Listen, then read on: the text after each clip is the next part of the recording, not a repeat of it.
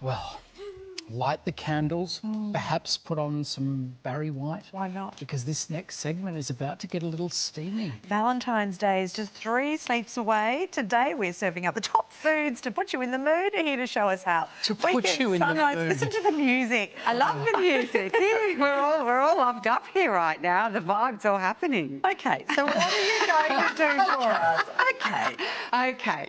Okay, well, we're going to start with truffles. So this is something that you could make. I'm loving this music right now.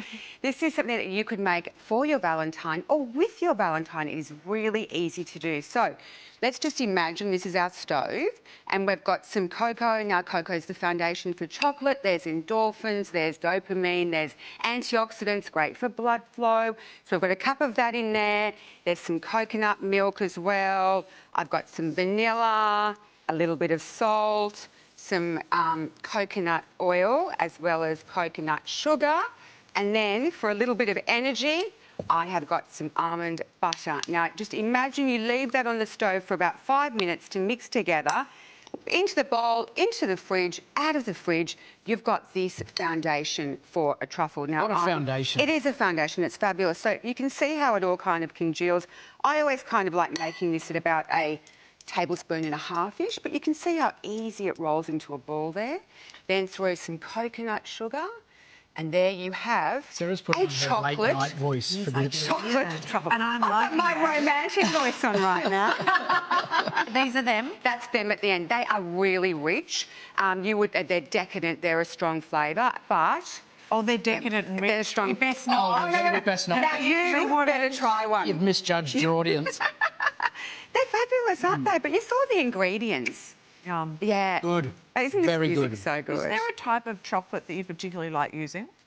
I would Dark. use 70% and above. That is my guideline, yeah. And with these kind of recipes, cacao can be too bitter, so with baking, cocoa is better, which is a refined version of cacao from the cocoa bean. Now, Yes. this is a bit of a pivot, Sarah, because we're going to go from these Yes. delicious things to an oyster. An oyster. Well, I've done a vinegar right here, and I picked a red wine vinegar as well as a red onion for the red vibes of Valentine's Day. Some chives in there, a bit of maple syrup, some black pepper to make this. Now, do either of you? I know Mon's not an oyster lover. Are you an oyster? Would you try one? Look, pre-midday, I'm a bit nervous. Also, you've gone a bit risky with red onion for Valentine's but Day. I did soak it overnight to break it down. Oh, well, if you soaked it Now, I'm going to do a little pop quiz. How many oysters do you think you need to eat for the aphrodisiac effect? Oh, 12. no, I'm going to say like 30. 32. Am I right? There you go. I did some Done your research, Mon? But the thing about oysters is they're really high in zinc. So one oyster is 5.5 milligrams of zinc. So a recommended daily intake is about 10.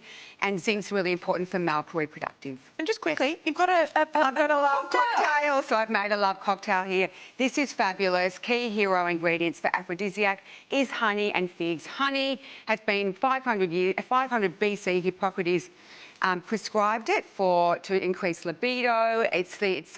Think of words like honeymoon, honey trap, all of these. So honey's very much a love for love. And I've got figs in there. Magnesium, potassium. Magnesium's great for relaxing estrogen as well as testosterone, and potassium's great for heart health. And then I put some triple sec in there, a little bit of apple cider,